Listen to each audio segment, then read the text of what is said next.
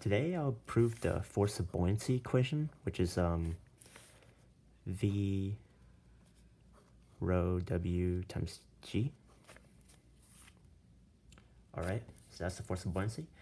In my last video, I proved that pressure equals rho of the liquid, or in this case water, times the gravitational constant, times the height or the depth at which you are at.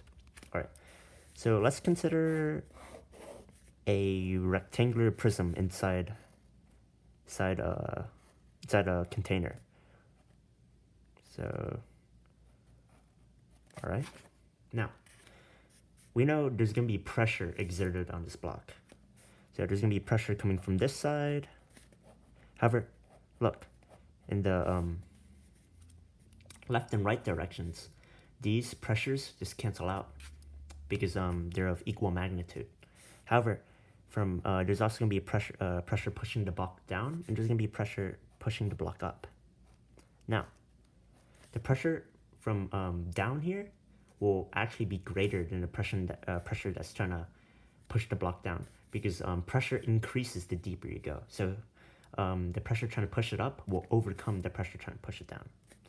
So what's the force then? Well, we know force is or let's start from pressure equals force over area, right? Hence, force equals pressure times area. However, there's two pressures going on here. Pressure that's trying to push down, pressure trying to push it up. But let's assume the area at which the pressures are pushing are the same. So hence, force of buoyancy would equal, well, let's draw a free body diagram. Let's call this, it would look like this. So pressure 1 would be pushing up, pressure 2 would be pushing down. So force of buoyancy would be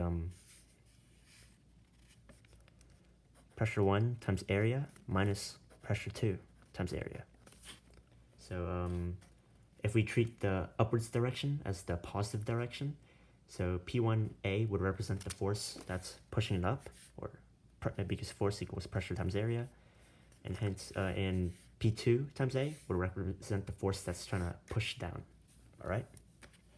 Now, we know that the pressure follows this formula, so we can just rewrite everything, and let's rewrite everything.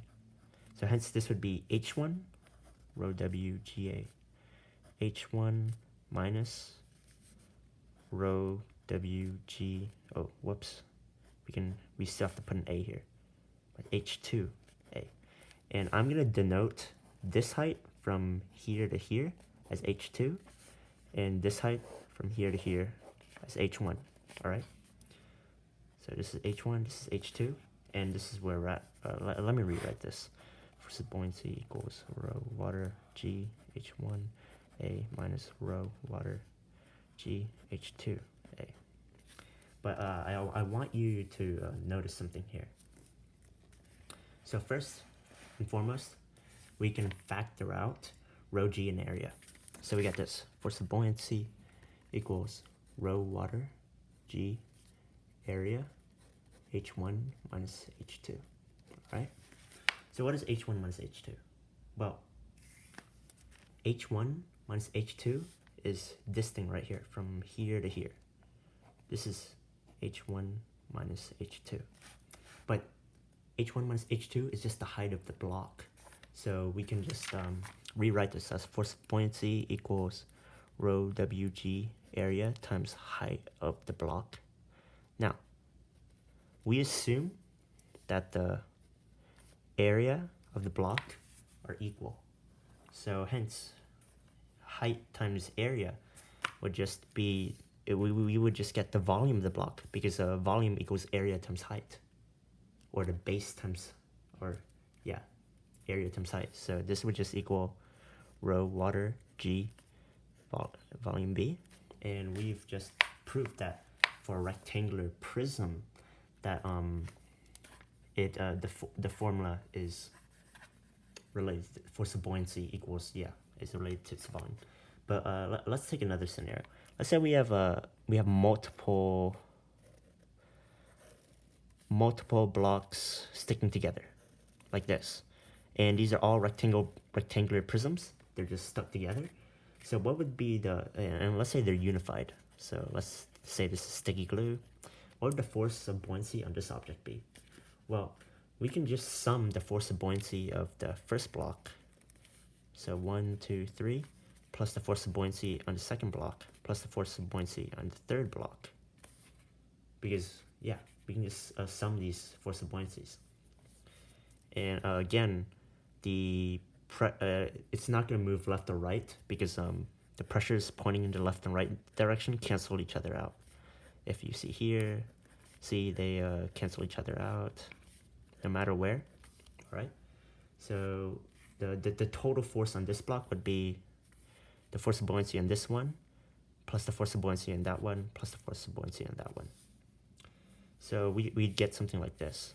So if we know this is true, rho W, we can factor out rho WG because the density of water and the gravitational constant will always remain the same.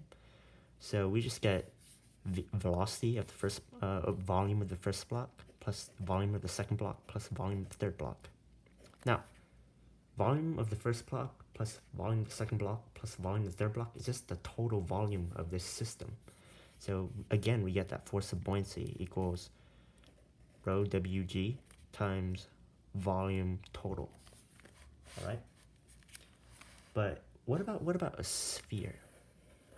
Well, it also follows this formula, and the answer is yes. The volume, the force of buoyancy on the sphere would equal the volume total times gravity times the density.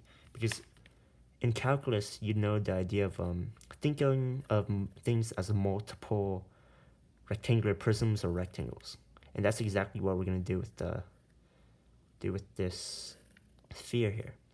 We can just think of the sphere as multiple rectangles, and we get the same result. We can think of this sphere right here as this, except that these rectangles are like near infinitely small. So that's why this formula would also work. If this formula works for this, then this formula must also work for a sphere, because the sphere can also be thought of as multiple rectangular prisms stuck together, but just the rectangular prisms are just really, really small. So to illustrate my point, we can just split this sphere into many, many rectangles, and we get something like this. And the more rectangles we assume, the more precise we get, but it will always be the volume total. I hope that made sense.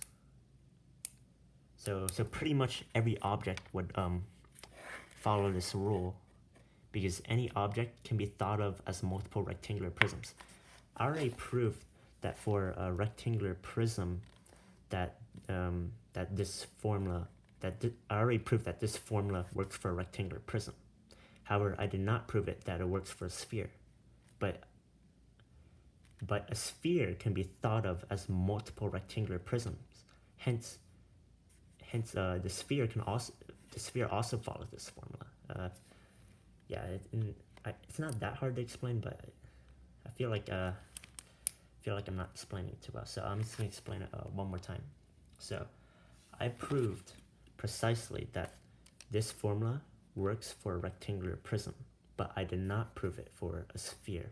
However, a sphere can be thought of as multiple rectangular prisms, and these multiple rectangular prisms will have a total area, and hence, a total volume, and hence this formula would also work for a sphere. Let that sink in. I hope that made sense. I wish there's a better way to explain it, but I can't find a better way to explain it. All right, thank you.